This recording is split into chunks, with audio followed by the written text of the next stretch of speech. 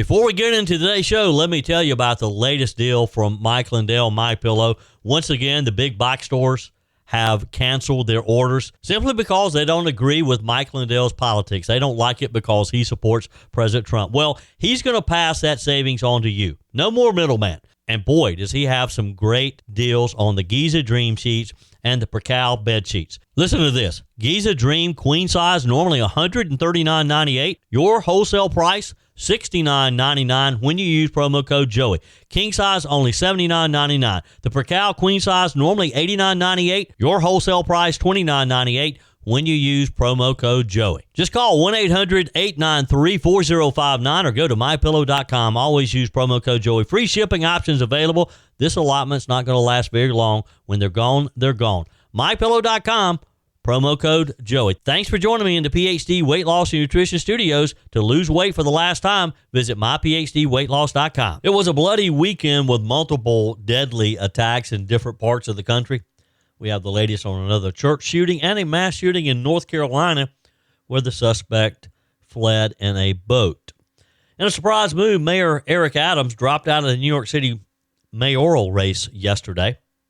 This, of course, under escalating pressure to clear the crowded field in a last-ditch attempt to stop socialist Zohran Mamdani's election to City Hall. We have the latest on that. Federal agents began arriving in a war-ravaged Portland, Oregon over the weekend after President Donald Trump ordered military deployment to the city, with at least one class already erupting outside of an ICE facility. Country music icon Dolly Parton is postponing her highly anticipated Las Vegas concert series after doctors ordered her to take time off for health reasons. And Tommy Pope, the former prosecutor who led the case against child killer Susan Smith, told a true crime conference over the weekend that the gravity of her crime demands she stay in prison. Ms. Smith will be eligible for parole again in 2026. I told you we'd be back. And ye shall know the truth, and the truth shall make you free. It's Joey Hudson. I wanted to name it the Joey Hudson bill, but, they don't allow you to put names on bills. But I wanted to call it the Joey Hudson bill because I know that one's been near and dear to you for a number of years. That's how it's done. Let your voice be heard. And the truth shall set you free. Here's Joey Hudson. What happened yesterday morning in Michigan is absolutely heartbreaking, deeply disturbing. A house of worship, a place meant for peace, prayer, community, became the scene of terror. A 40-year-old Marine veteran, identified as Thomas Jacob Sanford, launched a horrific attack on a Church of Jesus Christ of Latter-day Saints congregation in Grand Blanc Township, about 50 miles north of Detroit. Authorities say that the shooter rammed his Chevy Silverado, flying two American flags out of the back, straight into the church, opened fire on worshipers, and then set the building ablaze, leaving at least 4 dead, multiple others wounded. Hundreds of people were inside for the 10 a.m. service when this nightmare began. By the time the police arrived, within seconds, the gunman had already exchanged fire with them.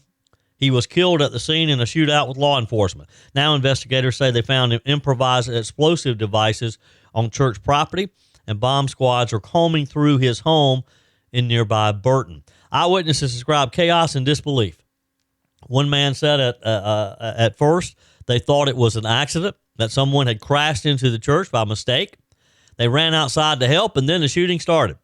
Another witness told the New York Times he was shot as he tried to reach his wife and kids, describing bullets shattering glass and worshipers fleeing through the back door.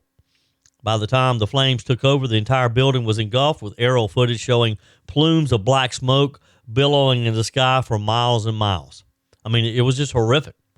Now, this guy was a U.S. Marine. He served in Iraq from 2004 to 2008. Social media shows that he is a husband and a father. There's even an old GoFundMe from years ago for his young son's rare medical condition. Family photos show smiles, sunflowers, and trucks. The picture of a normal Midwestern life. So what happened? What caused him to snap? Authorities haven't released a motive yet, but of course they're digging deep, and I expect we'll get that in the days to come. They're also exploring whether there's any connection between this attack and the death of longtime LDS president Russell Nelson, who passed away the day before at age 101. So far, there's no confirmed link, but investigators are leaving no stone unturned. This wasn't just a shooting, though. This was a full-scale assault on a church with possible explosives, fire, mass casualties. And if we're honest, we're seeing a growing pattern of ideological violence, mental illness, and spiritual darkness playing out across our nation. Now, eventually, we may learn that he has some beef with the Church of Jesus Christ of Latter-day Saints. We don't know. He could just have a beef with churches in general.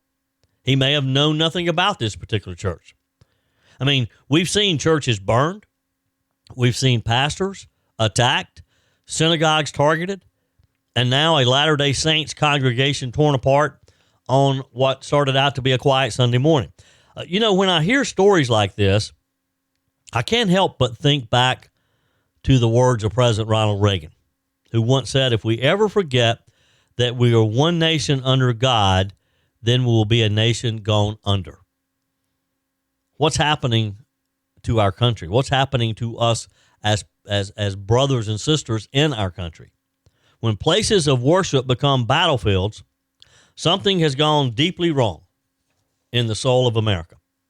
This man reportedly was a veteran, a Marine who once wore our nation's uniform, which raises a lot of questions, tough questions about how we're supporting those who come home from war. Are we identifying the warning signs? Are we taking seriously the mental health issues that they have to deal with? Could this have been such a case? The flags on that truck, the symbols of patriotism, I mean, that's what evil does. Evil takes a person like this who he obviously was proud of his country, proud of being an American, proud that he served his country, but it kind of takes what's sacred and turns it into chaos. Law enforcement acted heroically, according to reports. Responders were on the scene in under a minute, and it likely saved many more lives.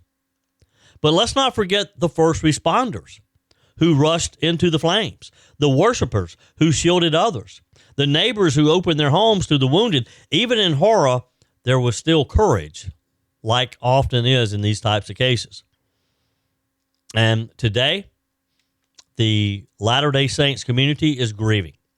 Whether you agree with their particular religion or not, you still have to grieve with them for their losses. They can't be alone. Every faith community in America should see this as a wake-up call to remain vigilant, to support one another, and to pray without ceasing. Maybe 2 weekends ago, on the weekend show, Word on the Street, I had Leslie Harrell from CNC Indoor Range because they are having training for churches for this very reason. And we have come to the time, sadly, that churches need to be trained on how to respond to these types of attacks.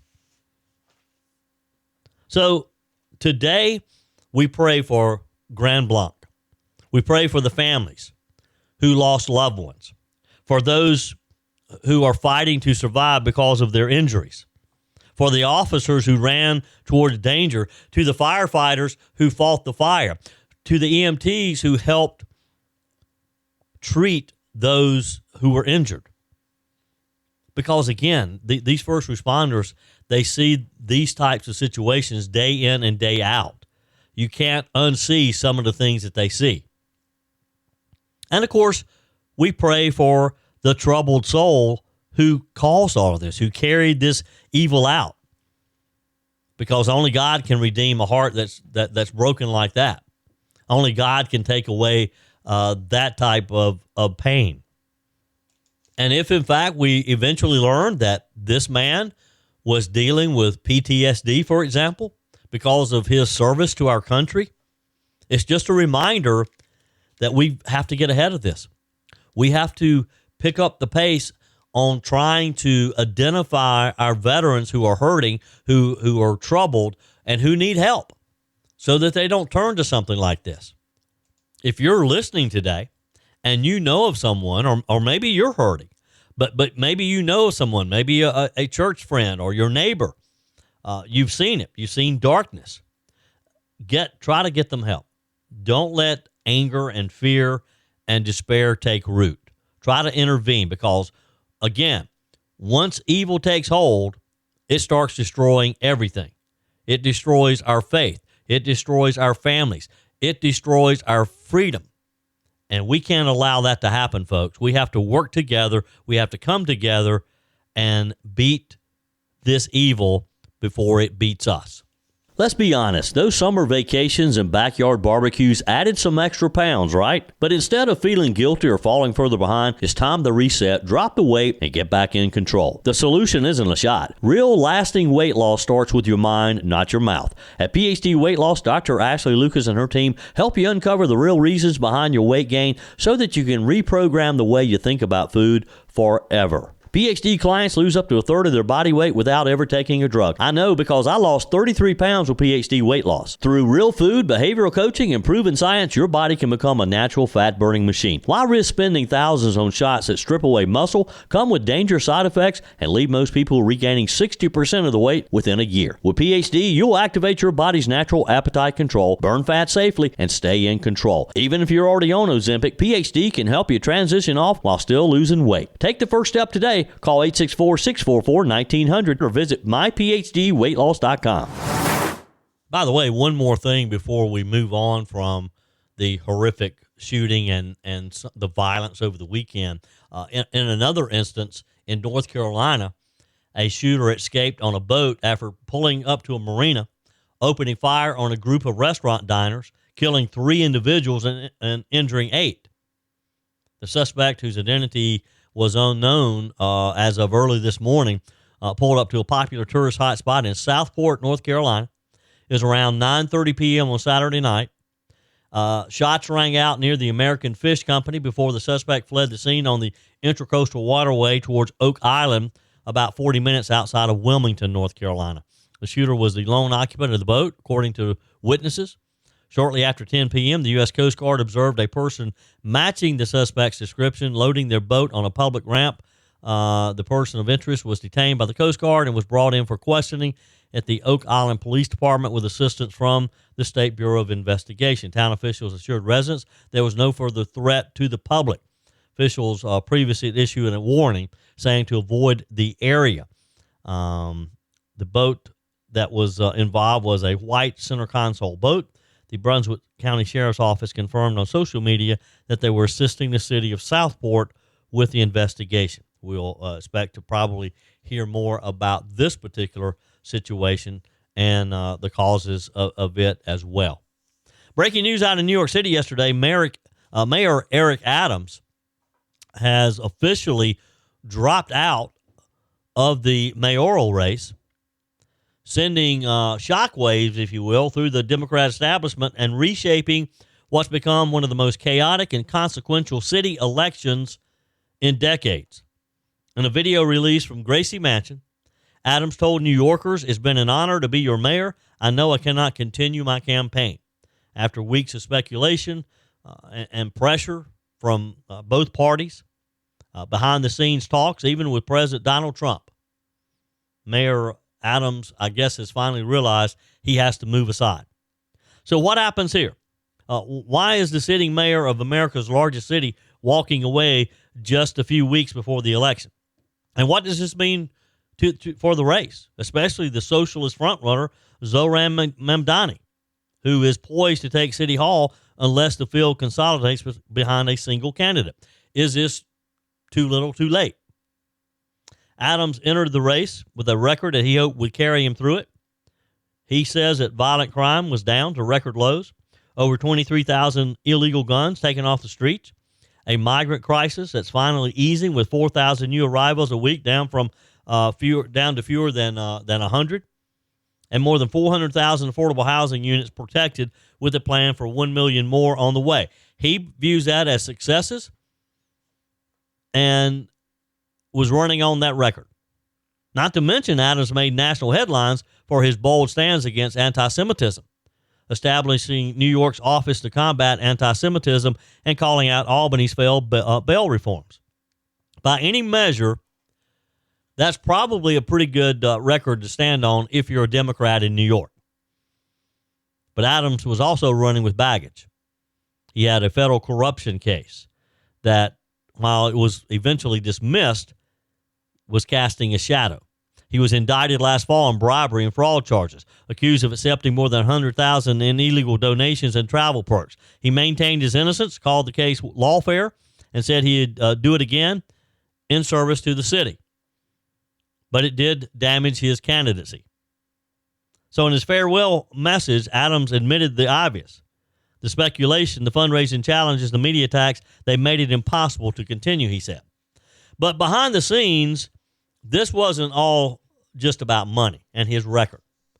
According to insiders, President Donald Trump himself has been working the phones trying to clear the field to stop the socialist candidate from taking power in America's largest city, which would just be a devastation for that city. Now, some may say, well, why do you care about New York? New York has so many things going on that affects the rest of the country that we can't just ignore it. Mamdani is a self-described Democrat socialist. A state assemblyman from Queens has surged to the top of the polls and popularity among young people. His radical platform includes defunding police, expanding city-run housing, and created taxpayer-funded migrant benefits, not to mention he wants the government to take over the running of grocery stores. If he's able to do some of the things that he wants to do, he could permanently damage New York City. And again, New York being the epicenter of business, of financial markets, that could be devastating to a lot of other people, whether you live there or not. So the idea is to narrow the field down so that you have a concerted effort to stop this one candidate. Now, there's still other candidates in there. Curtis Sliwa, the Republican nominee, there's some effort, I understand, to get him out. Andrew Cuomo, and I don't care for Cuomo at all, but Andrew Cuomo, according to polls, has the best shot. Cuomo is polling as an independent in the mid-20s. As Zohran Mamdani, he's polling in the mid-30s. Curtis Sliwa in the high teens. Eric Adams had low double digits before dropping out. So if we can add that to Andrew Cuomo, and if Sliwa eventually drops out, which some think he will, some think he won't, I would predict he does not. But we'll see. Cuomo is the only one that appears to be in striking distance. And that needs a one-on-one race. So there's a lot of pressure to these other candidates to move aside and let Cuomo take him on one-to-one. We'll see. Adams insists he's proud of his record, saying that jobs are up, crime is down, and the city is stronger than it was 4 years ago when he took office. And to his credit, crime stats have improved. Shootings are at a historic low for New York City. The NYPD is seizing illegal guns at record pace. Even the migrants crisis, which he once called a ticking time bomb, has eased thanks to new federal partnerships. And he has been somewhat cooperative with the Trump administration on this. Now, make no mistake, this race isn't just about New York again. It's about the direction of America's biggest city.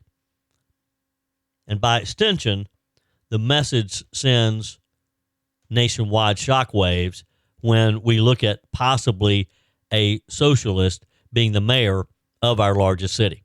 Can't let it happen. News out of Nashville, country music icon Dolly Parton is postponing her highly anticipated Las Vegas concert series after doctors ordered her to take some time off for health reasons. She's 79 years old. You kind of forget about that when you see her because she looks so young. She shared the news directly with fans on Instagram yesterday, saying she's been battling, quote, health challenges and needs to undergo a few medical procedures. though she made it clear she's not stepping away from music altogether. She wrote, "I want the fans and public to hear directly from me. Unfortunately, I'll need to postpone my upcoming Las Vegas concerts. My doctors tell me that I must have a few procedures." The singer of the hit Jolene was set to perform 6 shows at Caesars Palace Coliseum at the end of the year, but she said she won't be able to rehearse or deliver the full-scale production that fans have come to expect from her.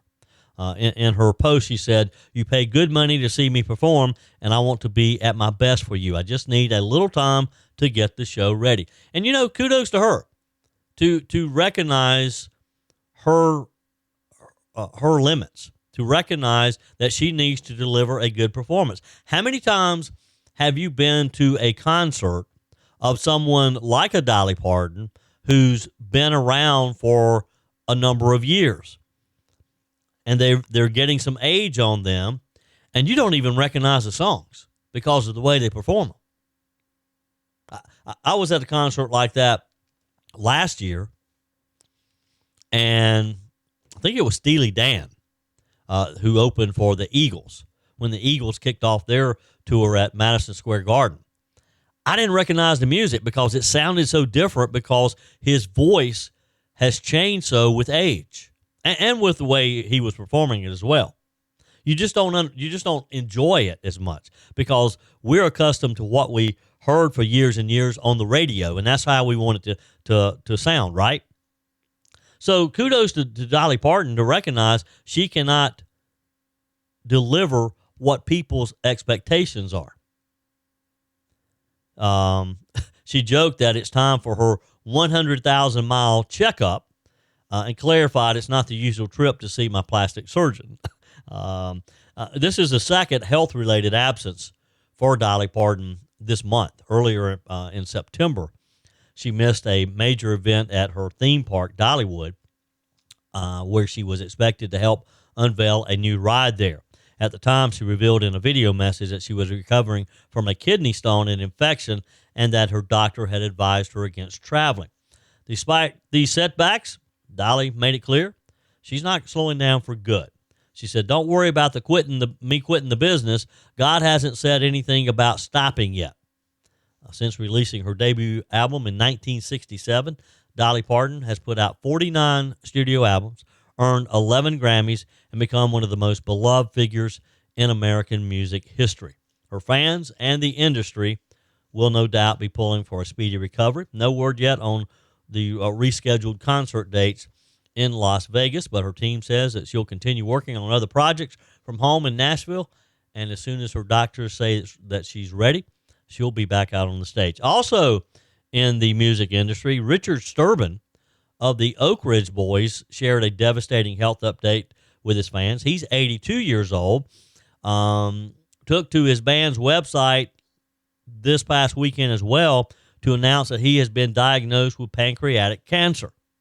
In Sturban's post, he said, "In March of this year, I was diagnosed with pancreatic cancer, but I am under the care of the best doctors in the country, and with the help of the good Lord above, I believe I'll be able to get through this."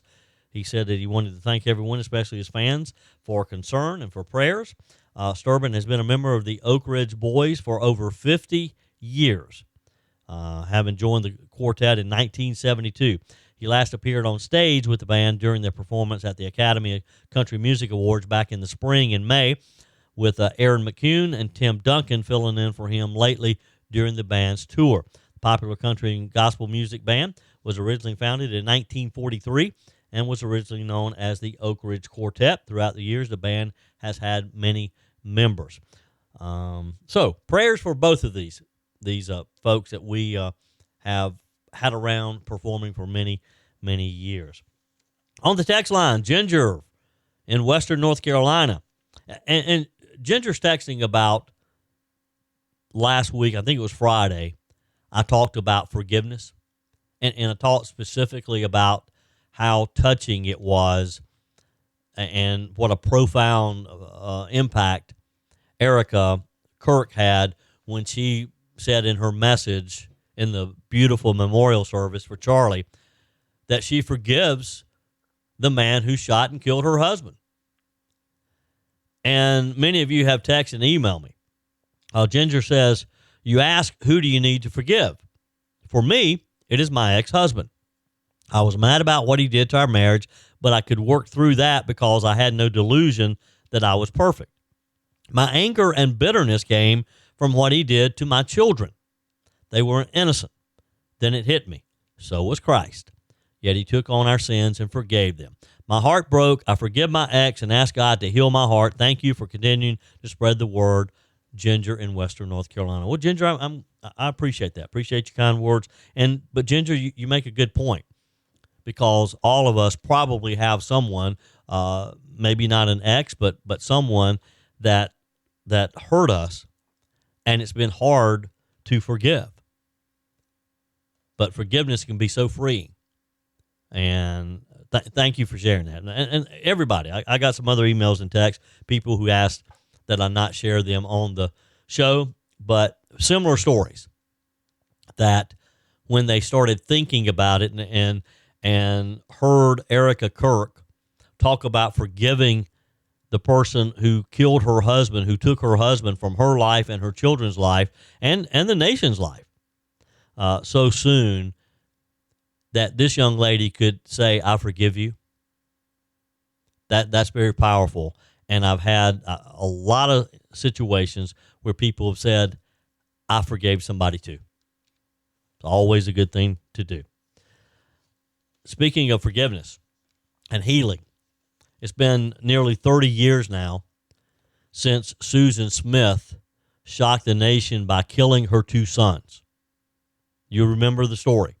This young lady from Union, South Carolina, put her 2 babies in the back seat of her car and let it roll into the lake, and they drowned. Horrible, horrible death. And at the time, though, she reported that a black man had carjacked her and had taken the car with her kids. And that was the story for a long time, for a few weeks. I forget the exact timeline, but it went on for a week or 2 weeks. In hindsight, the law enforcement officials who were involved have said that they suspected her all along, but they kind of let her play out her plan where she eventually admitted to what she had done. Well, next year she comes up for parole again.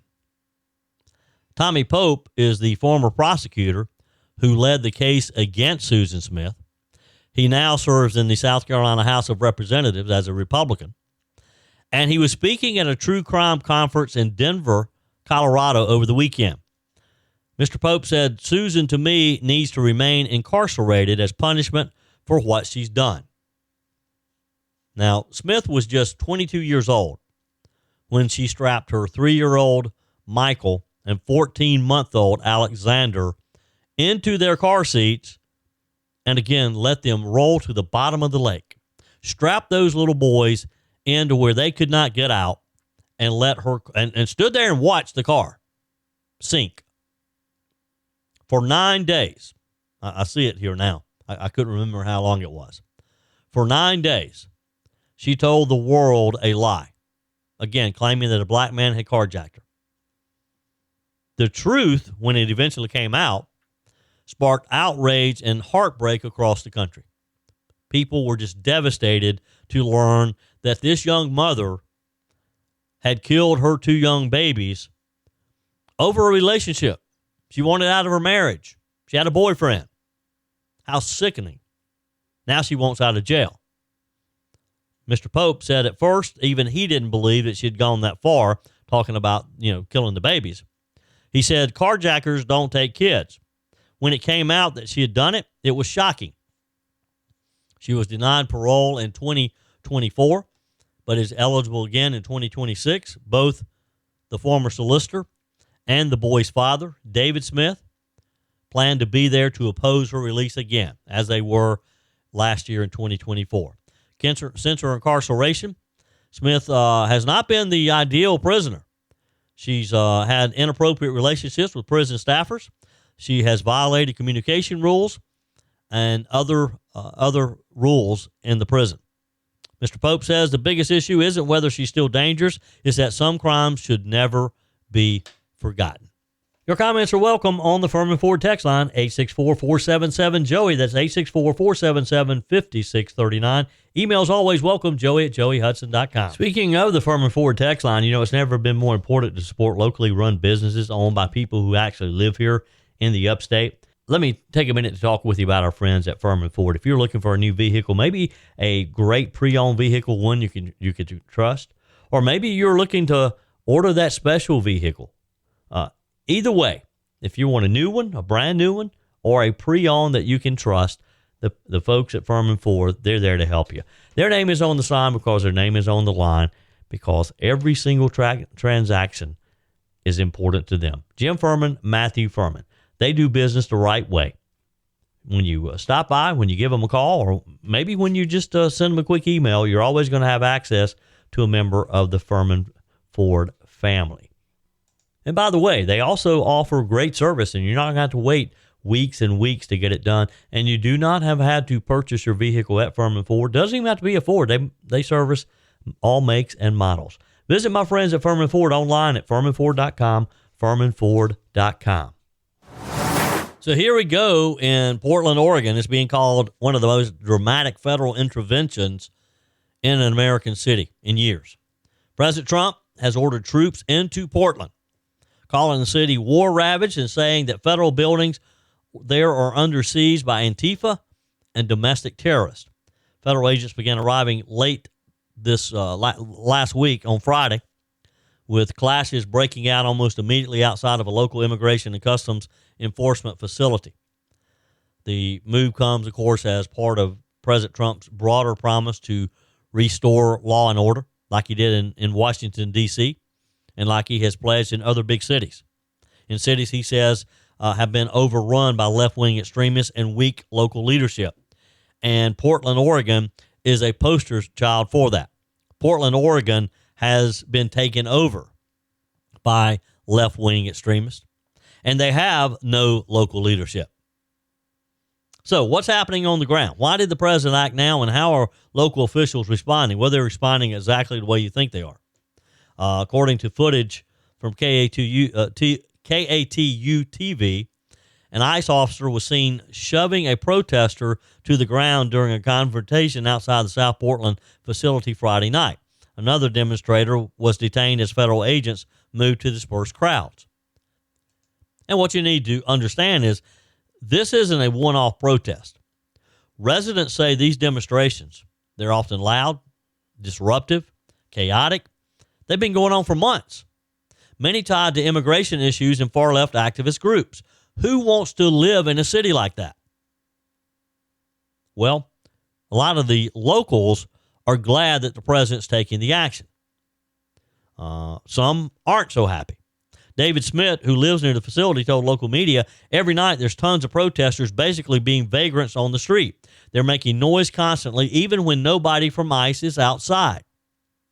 In response to the escalating tension, President Trump took to social media, Troo Social, on Saturday, announcing, I have authorized full force to protect war-ravaged Portland and our federal buildings under siege by the Antifa and other domestic terrorists. The order that sent federal agents and military support into Portland over the weekend, the White House isn't releasing specific numbers, but Pentagon insiders told Politico the move caught many by surprise.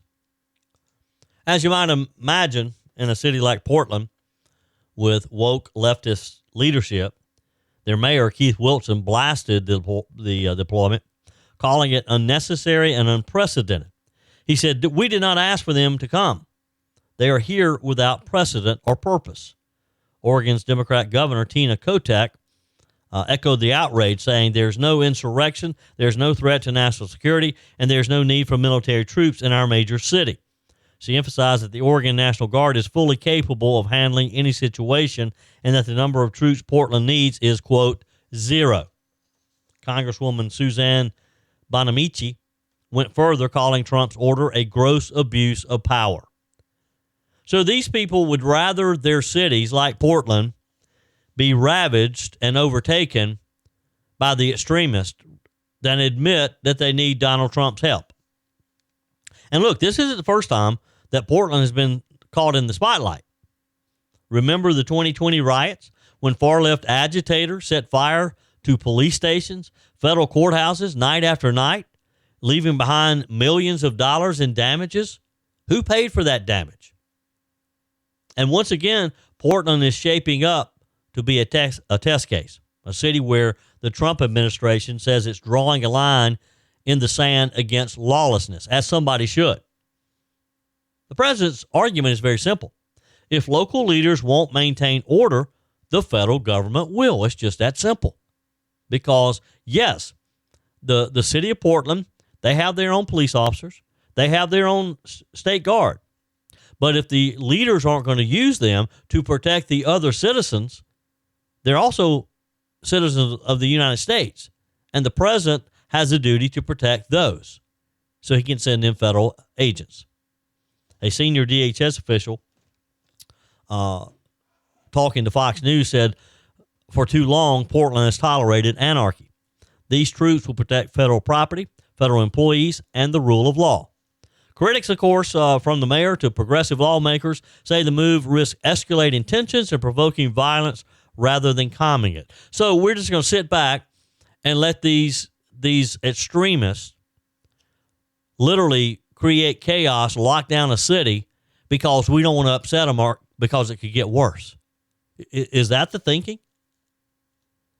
Senator Jeff Merkley, who's a Democrat from Oregon, urged protesters to avoid direct confrontation, saying our responsibility is to express our views, yes, but at a distance from these federal troops. Their goal is to create engagement that leads to conflict. So basically he's saying these federal troops have come here to start a fight, just don't fall for it. Well, look, whatever works, if he can convince them to leave the federal troops alone and go home, then I think we've just accomplished what we wanted to. Now, again, if you look at some of the local news articles, residents seem to be split. Some welcome the federal help, saying Portland has become unsafe with encampments, nightly protests, and a rising crime rate. Others fear a return of the chaos of 2020. Well, look, if you don't get federal troops in there now, you're going to get 2020. One lifelong Portlander, Ocean Hasajasha, I promise you, that's the name, Hasajasha. I don't know what type of name that is. Said, I just remember watching night after night back then, fires, clashes, tear gas, and I'm worried we'll see things blow up again. Well, they'll blow up again if you let these people continue going unchecked. If you just let them run rampage through your city, it's going to happen again. Because, for example, Friday, protesters outside of the ICE office carried signs reading, "Feds go home, this is our city." Many said that they had come out not just to oppose Trump's policies, but to challenge what they call the false narrative that Portland is a war zone. They said it's peaceful here. Obviously, they haven't been to all areas of the city, though, because you don't have to go very far and look very hard in Portland to find chaos. So why did President Trump make this move? He's become increasingly vocal about lawlessness in Democrat-led cities. In recent weeks, he signaled similar deployments in Memphis, Chicago, Oakland, California, framing the issue as part of his America Safe agenda. We know that he was successful in the District of Columbia. He argues that cities like Portland have become symbols of left-wing failure, where progressive policies on crime, homelessness, and immigration have spiraled out of control, and he's right, they have. In his post on True Social, the president said the people of Portland deserve peace and safety. We will not stand by while radical activists destroy their communities. And that's exactly what's happening here. The federal government, and I don't think Trump enjoys this, but he understands that if you don't stop it soon enough, it escalates and it becomes worse. And then, yes, we're back to 2020 when they're literally taking over police precincts and burning them down. We don't want that. That's it for today's edition of Just the Truth. Thanks for joining me in the PhD Weight Loss Studios. To lose weight for the last time, visit myphdweightloss.com. If you haven't joined my mailing list yet, visit my website, joeyhudson.com. Click on the Connect with Joey button so that you can receive our emails and the most up-to-date news. Also, join me on my YouTube channel. Be sure and like, comment, and subscribe. Just search for Joey Hudson. As always, thanks for spending a few minutes of your day with me. Do me a favor and forward this episode to a few friends. Just click on the share button and send to your contacts. We need to build an army of conservatives to win our country back, and we can do that by continuing to share the truth with our friends and family. Keep those comments coming via the Furman Ford text line 864-477-JOEY. Email to joey@joeyhudson.com, and I love your messages on the MyPillow message line. Again, that's 864-477-JOEY, 864-477-5639. Be sure and take advantage of the MyPillow special, just $14.88 on the standard MyPillows when you use promo code Joey. Order online at mypillow.com or call 800-893-4053. We're back again tomorrow and hope you'll plan to join us. Until then, remember, God's got this. He's still in control.